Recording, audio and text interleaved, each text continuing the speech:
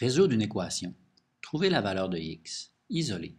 Tout ceci se base sur le même principe d'effectuer les opérations inverses afin de déterminer la valeur de la variable. Vous avez amplement manipulé des équations plus complexes d'ordre de votre secondaire 2. Pour ce qui est du secondaire 3, les équations à résoudre seront relativement simples. La différence du secondaire 2, c'est qu'il sera beaucoup plus fréquent de rencontrer des équations et d'en déterminer la valeur afin de poursuivre dans la résolution de divers problèmes. Voici en rafale un petit rappel des principes de base pour résoudre des équations. Voici donc quelques exemples qui concernent la résolution d'équations. C'est vraiment important de savoir que ce qu'on fait actuellement, ce n'est pas de la théorie, mais c'est vraiment de la révision. Ce sont toutes des choses que vous avez déjà vues en secondaire 2 et que nous aurons besoin d'appliquer en secondaire 3. Donc, on va y aller rondement, on va y aller rapidement, mais rappelez-vous, c'est des choses déjà vues, déjà connues. Allons-y avec la première équation. Moins 7x plus 31 égale 192. On veut trouver la valeur de x. On se débarrasse, on élimine toujours les termes en plus et en moins, c'est-à-dire que le plus 31 ira rejoindre la valeur 192, on le déplacera, ce qui nous donnera moins 7x est égal à 192. L'addition de plus 31, l'opération inverse, c'est moins 31. Moins 7x sera donc égal à 192 moins 31, c'est-à-dire 161. À ce stade-ci, on veut carrément connaître la valeur de x. Si on veut connaître la valeur de x, il faut éliminer la portion qui multiplie x par négatif 7. Eh bien, l'inverse de multiplier par négatif 7, c'est de diviser de manière à éliminer ceci. Ce qui fera qu'à la toute fin, on aura que x est égal à 161 divisé par négatif 7, ce qui nous donne négatif 23. Et nous avons la réponse finale pour une telle équation. Voici maintenant un deuxième exemple qui s'apparente vraiment au premier. La nuance, c'est que la valeur à rechercher de la variable, elle n'est pas située dans le membre de gauche, mais elle est plutôt située dans le membre de droite. Eh bien, exactement de la même manière, on veut trouver la valeur de y, c'est-à-dire que le négatif 17, nous le déplacerons de l'autre côté. L'opération inverse de moins 17, c'est plus. On fera 95 plus 17, qui est égal à 8y. 95 plus 17 nous donne 112. 112 est donc égal à 8y. Ce qu'on veut, c'est trouver la valeur de y. En réalité, l'opération inverse, c'est qu'on prend le multiplié par 8, puis on pourra aller le porter de l'autre côté. Tout à l'heure, j'avais mis dessus-dessous. Eh bien ici, je pourrais mettre dessus-dessous aussi, avec un 8 qui serait là, mais je pourrais carrément dire c'est 112 divisé par 8, qui devient la valeur de y. Et lorsqu'on fait 112 divisé par 8, on trouve la valeur 14. C'est donc dire que si on souhaite que 95 soit égal à 8 fois y moins 17, que l'égalité soit vraie, il faut absolument que y soit 14. On pourrait vérifier en faisant 8 fois 14 moins 17 et on obtiendrait 95.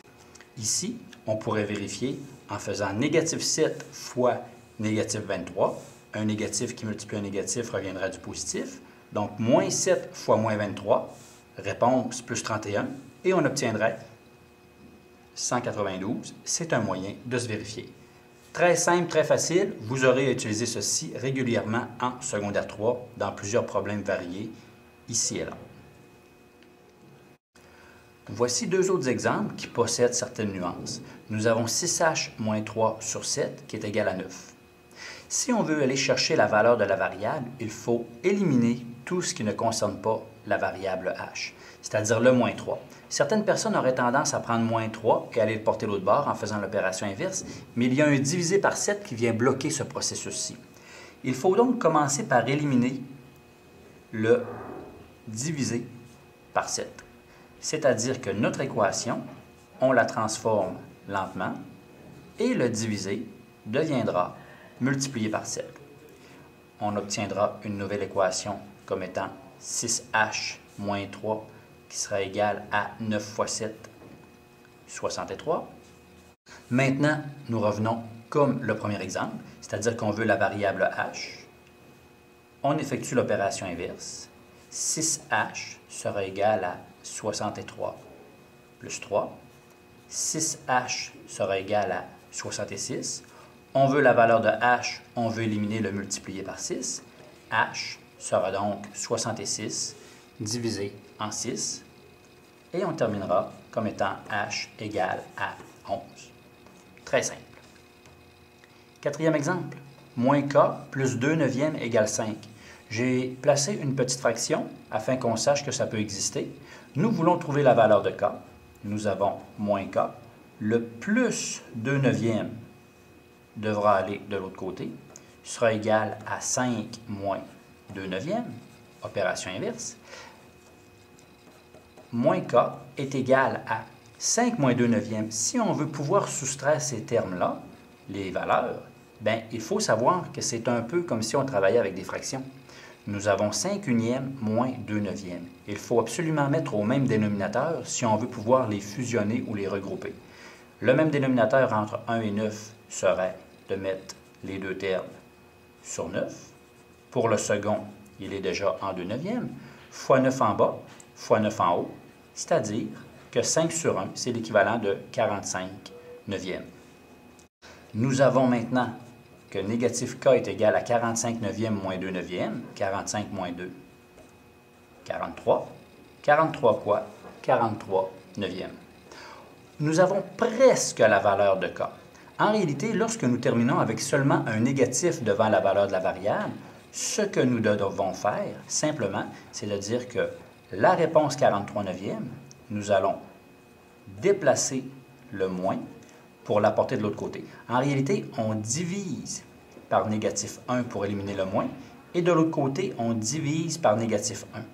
Mais lorsqu'on prend ceci et qu'on divise par 1, ça ne change rien, mais lorsqu'on le divise par le négatif, tout ce que ça fait, c'est que ça change la valeur du signe. Nous avons maintenant que k sera égal à négatif 43 neuvièmes pour la présente équation.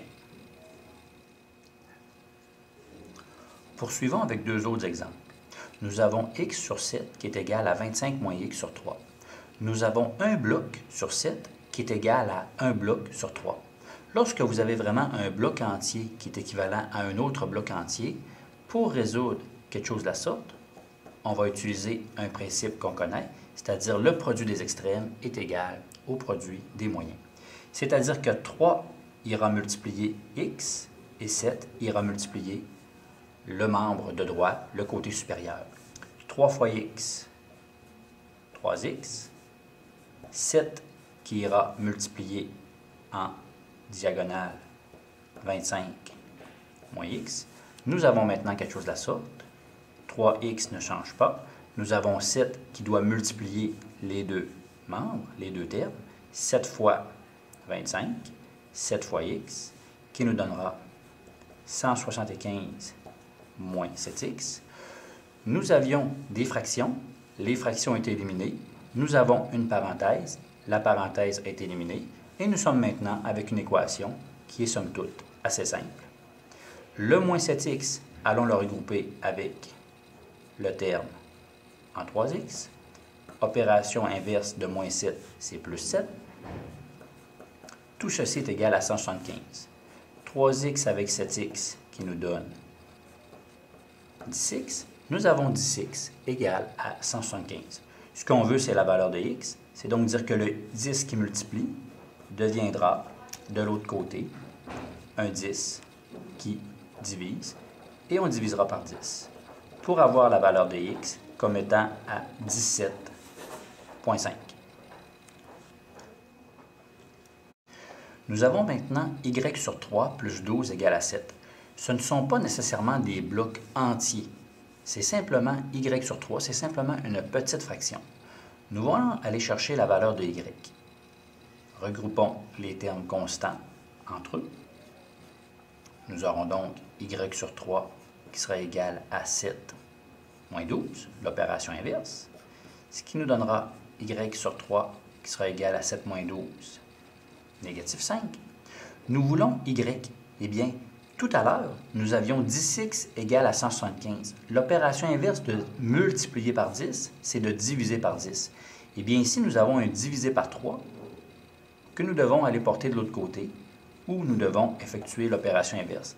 Eh bien, si c'est divisé par 3, de l'autre côté, l'opération inverse sera multipliée, ce qui nous donnera y est égal à 3 fois négatif 5, ce qui donnera négatif 15 comme valeur. Donc, sachez reconnaître que lorsqu'il y a une petite fraction, on fait simplement l'opération inverse qui devient 1 multiplié. Exemple très simple. Terminons maintenant avec les deux derniers exemples. Nous avons 2m sur 5 moins 1 qui est égal à 31. Nous avons encore là une fraction, mais une fraction qui, on va dire, qui est complète, qui possède vraiment un numérateur et un dénominateur, alors que tout à l'heure, il y avait seulement le dénominateur, ou plutôt le numérateur était sous-entendu comme étant 1. On veut aller chercher la valeur de la variable. Toujours éliminer les termes constants pour aller les regrouper entre eux.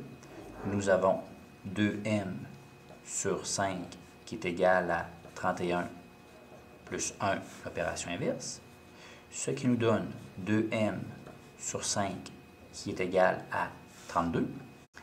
À ce stade-ci, si nous avions eu seulement 2m, ce que nous aurions fait, c'est que nous aurions divisé par 2. À ce stade-ci, si nous aurions eu seulement sur 5, eh bien le divisé serait devenu un multiplié. Ce que je veux vous faire remarquer, c'est que pour éliminer, on va dire, une fraction qui est complète, numérateur-dénominateur, le divisé par 5 deviendra un multiplié par 5 et le multiplié par 2 deviendra un divisé par 2. C'est donc dire que la fraction qui est 2 cinquièmes, je vais aller la porter de l'autre côté, mais en inversant les valeurs de la fraction. Et on fera 32 fois 5 divisé par 2 pour obtenir la réponse. 32 fois 5 nous donnera 160. 160 divisé par 2 nous donnera l'équivalent de 80. C'est-à-dire que dans le présent cas, 2 fois 80 divisé par 5, 2 fois 80, 160. 160 divisé par 5 donnera 32. 32 moins 1 nous donnera bien l'égalité de 31. La valeur recherchée est m égale 80. Permettez-moi un détail qui me tient à cœur. Assurez-vous que le côté esthétique soit présent tout au long de vos démarches, comme par exemple de bien aligner le symbole d'égalité. Soyez propre et minutieux. C'est dans le souci du détail qu'on vous remarquera. Et pour terminer le dernier exemple, je vous rappelle que tout ce que nous venons de faire, ce sont toutes des choses que vous avez déjà vues en secondaire 2. C'est simplement un rappel afin de se souvenir comment résoudre des équations qui sont, somme toute, relativement simples. Nous avons négatif 3 qui multiplie la parenthèse, qui est égale au membre de droite. Négatif 3, distributivité entre les deux termes, moins 3 fois 4, moins 12c, moins 3 fois 8, attention à la loi des signes, moins 3 qui multiplie 8 donne moins 24, et nous avons de l'autre côté, moins 7c plus 6. C'est un peu nouveau, mais c'est très simple. L'idée, c'est simplement d'aller porter les variables avec les variables et les chiffres avec les chiffres. C'est donc dire que le moins 7c ira rejoindre le moins 12c plus 7c, et le moins 24, qui est un terme constant, ira retrouver la valeur 6 qui est là, et on obtiendra 6. Le moins 24 change de côté pour devenir l'opération inverse plus 24, et ça nous donne moins 12c plus 7c qui correspond à négatif 5c, 6 plus 24, 30. Ce qu'on veut, c'est simplement la valeur de c. Eh bien, le contraire de multiplier par négatif 5, c'est de diviser, mais ça demeure tout de même divisé par négatif 5. En réalité, on aurait mis divisé par négatif 5 afin qu'il s'élimine, et on aurait mis divisé par négatif 5. Et on voit apparaître la même chose. Et on trouvera que 30 divisé par négatif 5 correspond à négatif 6. Très important de savoir appliquer ceci en secondaire 3. Souvent, dans différents problèmes, vous aurez besoin de résoudre des équations qui seront somme toute assez simples. Maintenant, vous pouvez faire l'exercice qui est demandé.